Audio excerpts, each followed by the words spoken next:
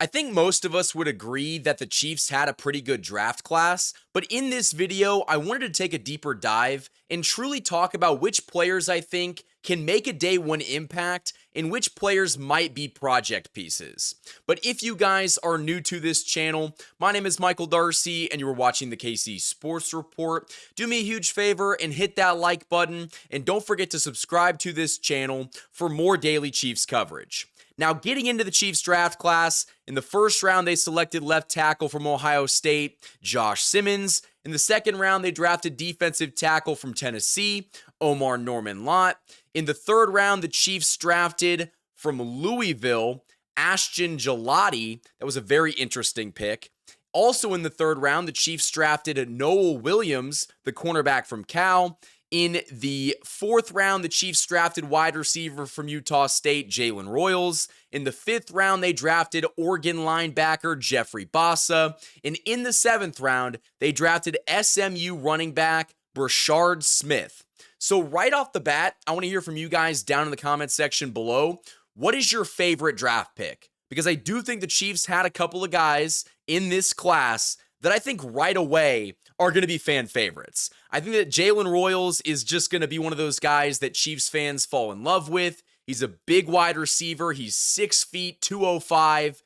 Someone that can make contested catches. He can stretch the field. I talked about it in a video earlier on this week with Josh Fan of Show Me Football. He had 10 catches of 50-plus yards in the past 2 years, which led all of FBS. This is someone that should help the Chiefs get back to being successful at the deep ball.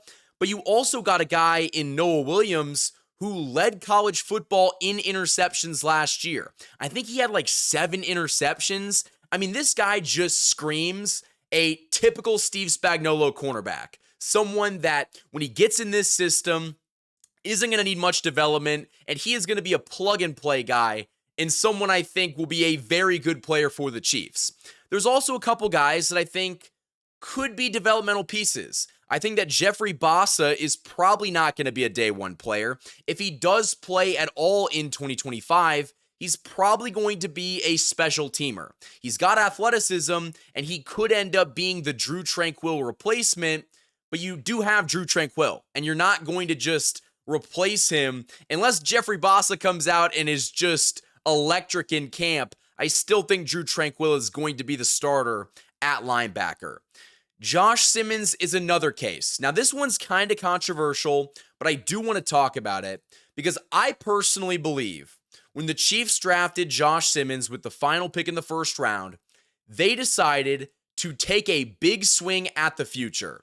Josh Simmons is coming off of a torn patellar tendon. He missed most of his last season at Ohio State. And so I think the plan is that he is going to basically redshirt his rookie season. And I know that some Chiefs fans will say, hey, Andy Reid said that he's going to be hopefully ready for camp and that maybe he could fight it out with Jalen Moore to see who could be the starter. I don't know if that's the direction the Chiefs are going to go in, unless he just wows in training camp. Personally, I think he's a 2026 player.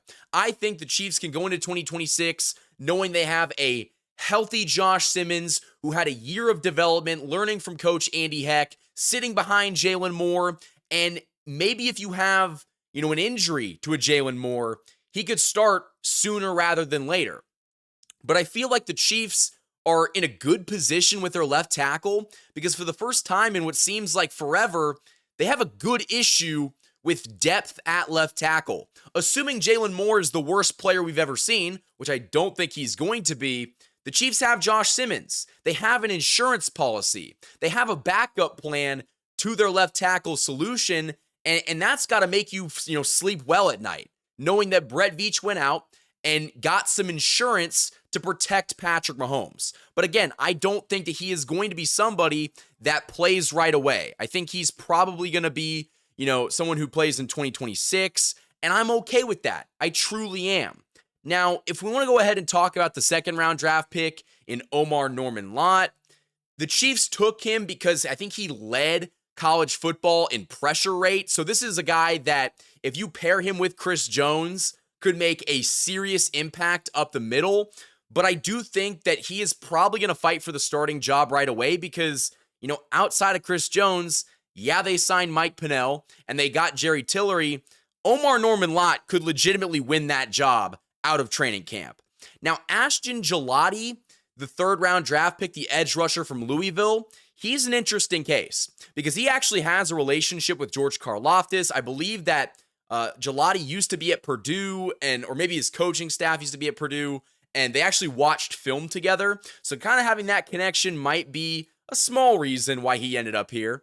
But to have that continuity with someone, it's a good thing for Gillotte. And I think that right away, he's probably going to be a rotational pass rusher because the Chiefs don't have a world beater at edge rusher. They've got, Charles Omenihu, who has a crazy injury history. There's no guarantee that he can stay healthy for a full 17-game season. They have Mike Dana, who's all right. They also have, Felix Anudike-Uzomah, who actually wore number 97, but Gillotte actually took his number. Maybe Felix decided to switch, but Gilotte's going to wear number 97, and I feel like Felix isn't proven. And so who's to say that, Gillotte couldn't come in, in training camp and beat out Felix for a rotational DN spot. So I think that the Chiefs are in a good position with, edge rusher, and adding Gillotte is a good thing. Now, I want to talk about the two skill offensive positions in wide receiver and running back that the Chiefs just picked up in this class,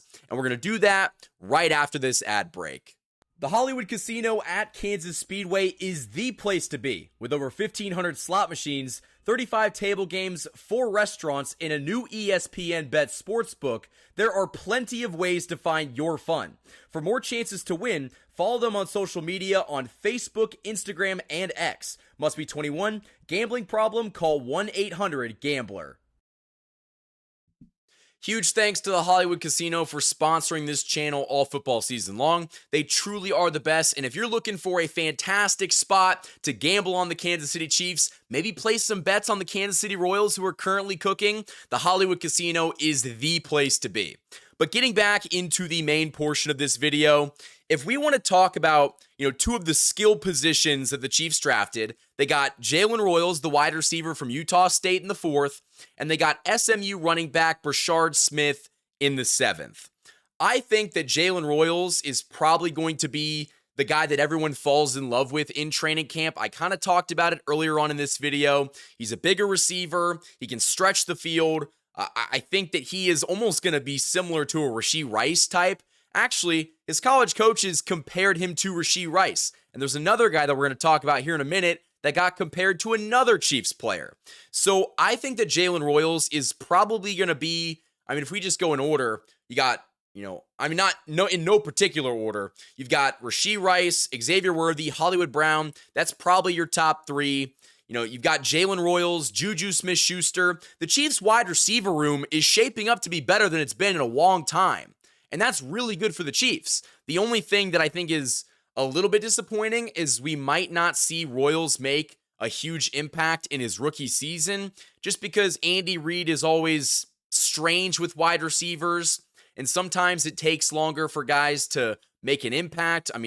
Sky Moore, Rashee Rice, Xavier Worthy, they didn't pick it up. In Sky Moore's case, he just didn't pick it up. But for Rashee Rice and Xavier Worthy, it took about 10 or 11 games until they hit their stride. And so, if Jaylen Royals could be, in this offense and they figure out a way to use his skill set, hopefully he does make an impact in 2025. But if he doesn't, I think that this is a move for the future. And in 2026 and 2027, look out. I think he is going to be really good. And he might actually be my favorite pick in this draft class. Now, the final guy we're going to talk about and gauge his impact is SMU running back Brashard Smith, the SMU running back who actually converted from wide receiver. He played like 3 years at Miami as a receiver, transferred to SMU, and just absolutely balled. This is the guy that can catch the ball out of the backfield, kind of showing that wide receiver pass. He's also quick. He's quick, he's shifty, he's got a great spin move. I think that there's a lot to like about Smith. I do wonder, though, if he doesn't take the next step in camp, if the Chiefs would just cut him or maybe put him on the practice squad, because right now you've got 3 running backs in your room. You got Pacheco, you've got Mitchell, and Hunt. And you've also kind of got Carson Steele, but I think that he can kind of go. I mean, if Brashard Smith ends up being the guy that we think he's going to be in the 7th round, you don't need Carson Steele. But I think that we will see Brashard Smith have maybe the best training camp, someone that, all the Chiefs fans fall in love with. And this will be a situation that we'll monitor more closely on the channel, like how he's progressing through training camp. But I don't know if he's going to be a day one starter. I would probably bet against that, but maybe he can carve out some role in this running back room. And if he can, this Chiefs offense is going to be much better. But Chiefs Kingdom, that is all the time I have in this video. Let me know what you guys think down in the comments section below. Who is your favorite Chiefs draft pick, and which player do you think is going to play immediately in day one, or who is going to be a project piece that maybe takes a little bit of time? If we just really quickly want to go over the starters that I think have the best chance of starting day one, I think it is Cal cornerback Noah Williams and probably defensive tackle Omar Norman-Lott. I think those are the two that really have the best chance of starting, but let me know what you guys think down in the comments section below. Until next time, guys, thank you for watching this video, and as always, go Chiefs.